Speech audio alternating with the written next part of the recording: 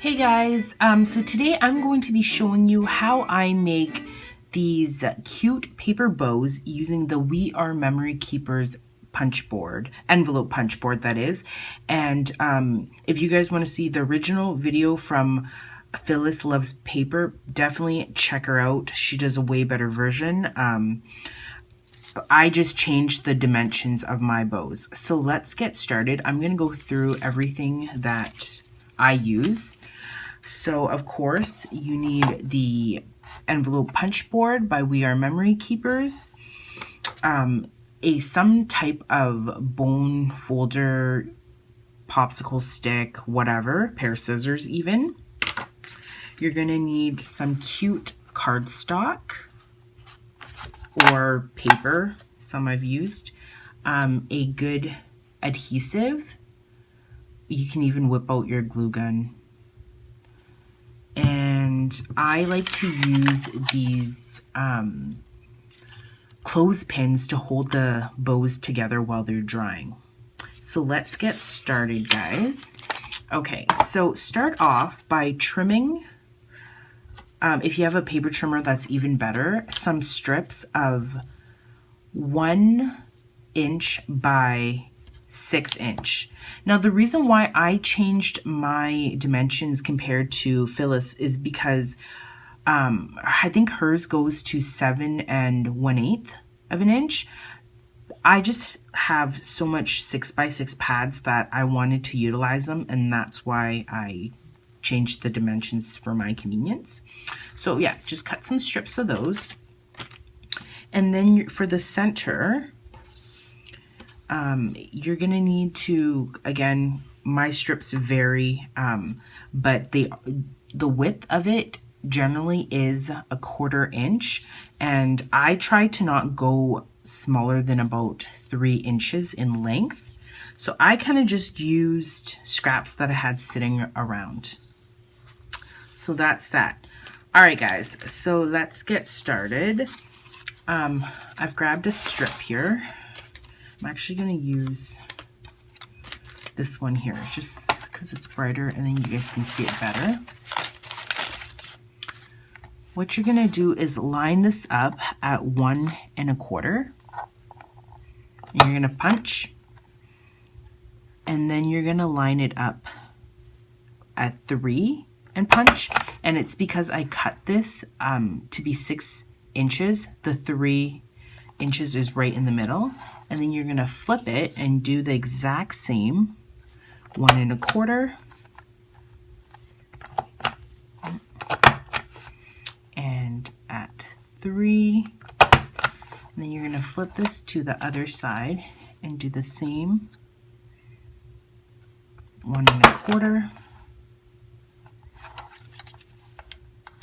and then 1 1/4.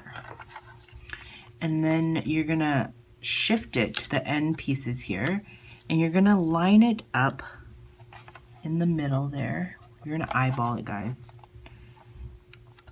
because then this is how you create the little cute ends. That's what you get there. And then do the same on the other end. Eyeball that. So what you end up with is this. So I've just done those, and then you're going to take your bone folder.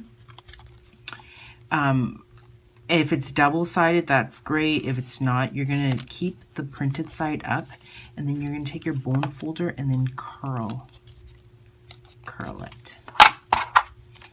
So it doesn't have to be perfect. And then you're going to take the ends and you're going to fold it onto the top, in my case the printed side. And then I'm going to take my adhesive, and this is why it's important to have a good adhesive, or else you're going to be like holding it down for some time. Squirt a tidbit of glue, that's how much I have there. Bring the 2 center flaps into the middle here, and then I turn it around just to make sure everything's kind of centered.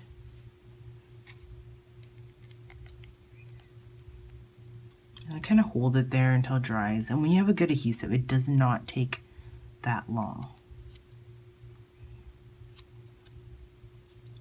So mine's like tacky already.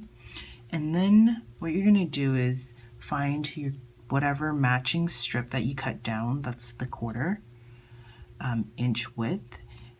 Sure, let's use yellow. You're gonna take some more glue, you're gonna pop it on the back, and then you're gonna stick this end piece here, and you're just gonna wrap it around, you know, try to, of course, have it centered, but you just wrap it around until it goes all the way. I mean, and then this is where you could trim it. Like I don't even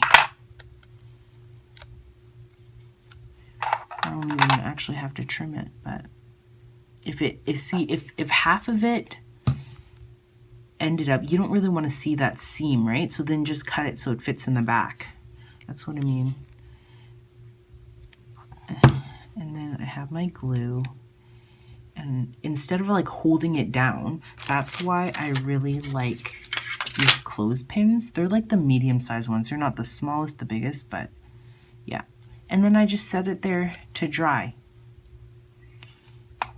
Right? But if I let it go even, you guys, that's what you get. So super, super easy and cute. But I like popping the clothespin on there and setting it. So then when you're left, of course, you guys get all these pretty bows. And it's totally up to you. You can change the dimensions. Like the one that Phyllis Loves Paper made, hers is like a smidge bigger, like because she cuts it to 7 and 1/8, whereas I cut mine down to 6 because I'm using less paper. I kind of get cute, like the same cuteness factor, and I can utilize my 6x6 instead of having to whip out like a big sheet of 8.5 by 11 or, you know, 12 by 12s. So yeah, guys, that was my tutorial. I hope that, I'll move this over, you guys understood that. And of course, you know, you do need the punch board for this, but it is another way to utilize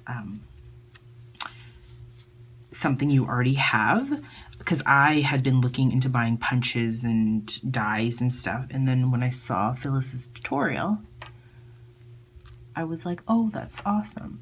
So thank you for watching, guys, and I'd love to see what you guys are creating. Until next time, take care.